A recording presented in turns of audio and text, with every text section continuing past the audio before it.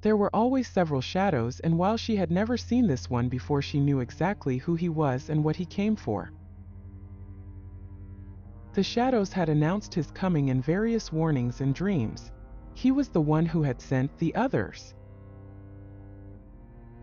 He was the one needing madness, suffering, and fear to show himself in flesh and blood, king and ruler of his own legion in the underworld.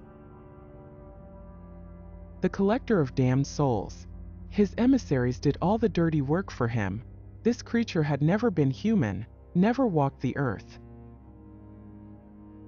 Its presence was clearly felt under her bed, irregular breathing as if it was a feint, and it had never really learned to breathe before.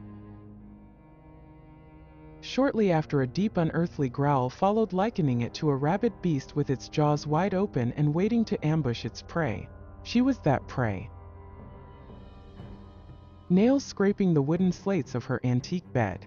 It took a morbid pleasure out of her fear and despair and fed on it. Quickly she closed her eyes again, hoping to keep them closed until the first shimmers of daylight came through the curtains again. Then she could banish this event like all the other times to a place in her own head and lock it away forever.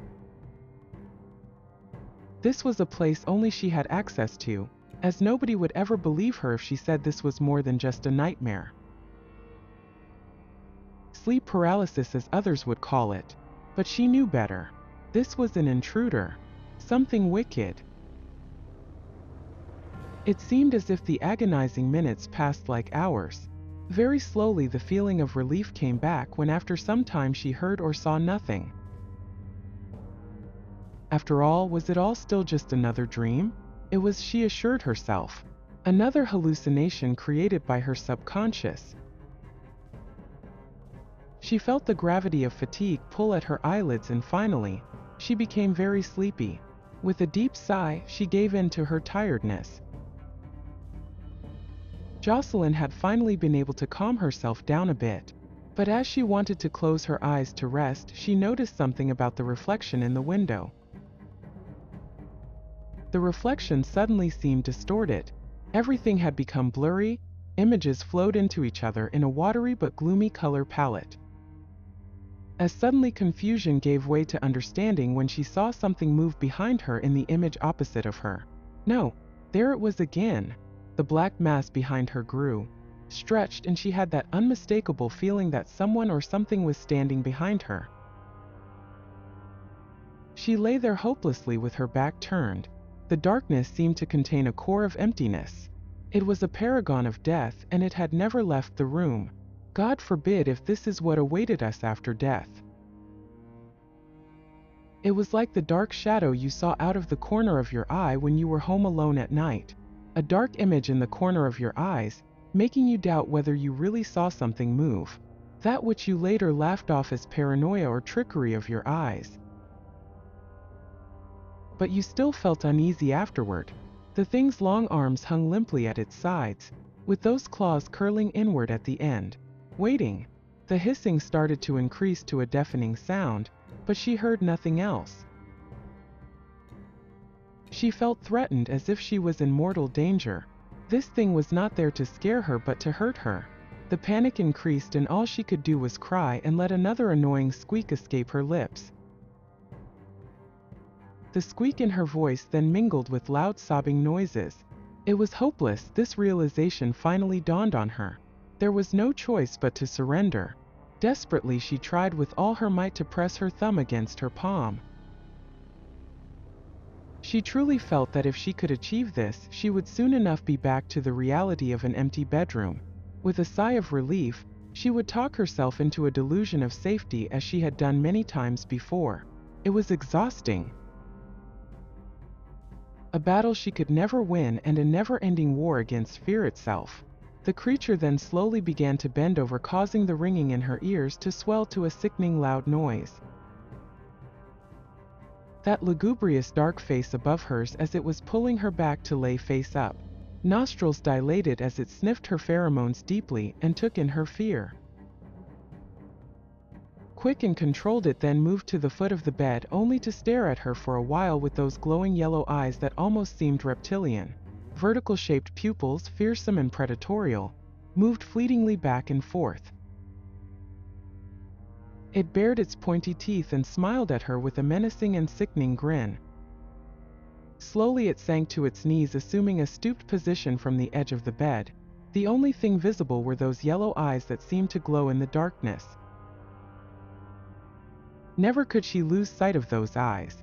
She felt movement in her sheets and then saw the creature's claws disappearing under the blankets. Razor-sharp nails worked their way up her legs, leaving deep burning scratches on her sensitive skin. Felt like she was being gutted. The pain was unbearable. The bump under the bedsheet grew larger and larger as its head and body soon disappeared under the blankets as well. The weight of its dead body on top of her was immense. Slowly the face that was still underneath the blanket started appearing right in front of her face. It was so close they almost touched. Jocelyn was truly horrified by this torment. The blanket slowly began to glide to the foot of the bed, as if some unseen force wanted to pull it away to reveal this creature in all its glory. For a moment they were staring deep into each other's eyes. Its grin still hadn't disappeared, and it became even worse. It moved on top of her chest, closed its long bony fingers around her throat, and began to apply pressure. Its sharp claws pierced her skin, a truly hellish feeling. Suddenly she heard a loud banging around her. There was knocking on the walls, doors, and windows, as if an angry mob was trying to force their way in to enjoy the scene that was unfolding. Dazed, her eyes searched the room in desperation for the origins of the sounds around her. All the while the pressure around her throat increased. Its grip tightened. With all her might she tried to scream one last time, but nothing came, just the sound of gargling. The figure was aware of her desperate attempts. She was helpless, and it visibly enjoyed this sight. As if it only wanted to torture her more by first instilling more fear into her before confronting her with her fate. All the blood in her body seemed to rise to her head. She heard the pounding of her heart in her head, but with every second it seemed to fade more and more. So that is what it feels like to suffocate while death keeps smiling back at you. The air had left her body and had no intention of returning. Her eyes bulged and her head felt increasingly heavy. Fragments of her life flashed before her eyes like a slideshow presentation. The hands of the clock seemed to slow down while the ticking of the clock kept getting louder. Tick, tick, tick. Her field of vision blurred and she became lightheaded. Stars and flashes of light danced before her eyes like a sky lit up by a heavy lightning storm. Her eyes rolled back into their sockets, leaving only the bloodshot whites of her eyes dotted with a network of red veins. The panic slowly ebbed into acceptance and embrace of the unavoidable. Finally, complete darkness. There was no heartbeat anymore, and the final gust of air left her body for good. She seemed to float in a lonely void. Consciousness, however, was an extraordinary aspect that remained intact for a while. Perhaps it was the soul that left the body and sought another home, a new purpose.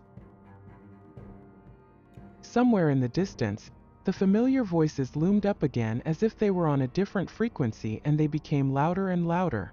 Mocking, they came closer and closer from the darkest reaches.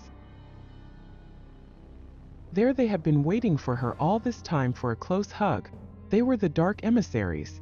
Was this that place between two worlds that you heard other people talk about, where souls with unfinished business linger?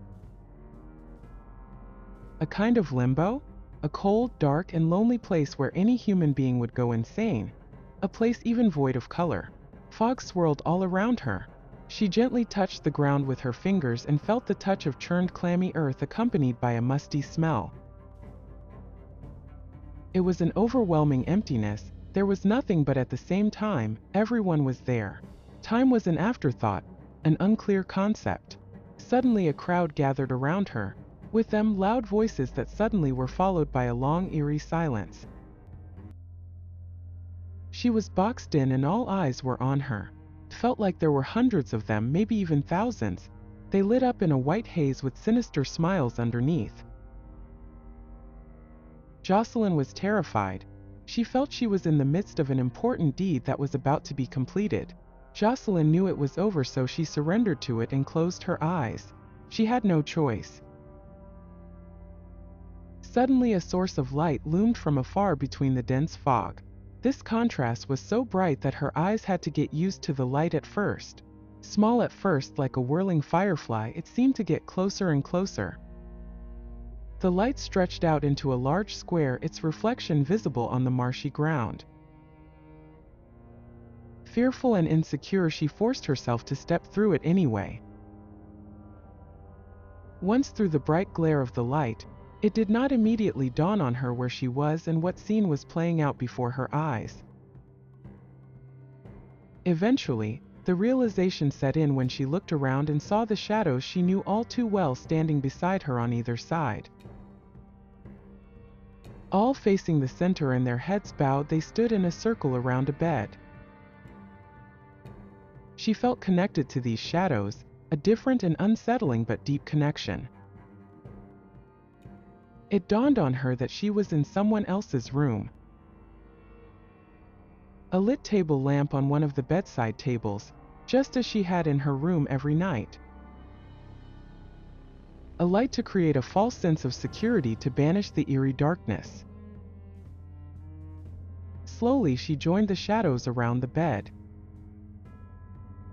There she saw an unknown young man lying stiff. In another world, in another time, she would have gazed at his features admirably,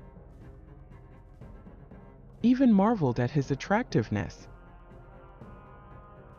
However, the boy lay there in a paralyzed and feeble position, as she had lain in so often on those well-known nights.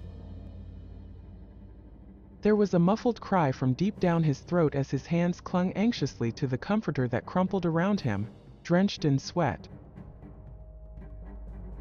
His reddish, teary eyes were looking around at all the shadows. Then terror set in as the boy locked eyes with Jocelyn. This brought a wonderful and nearly euphoric feeling to her.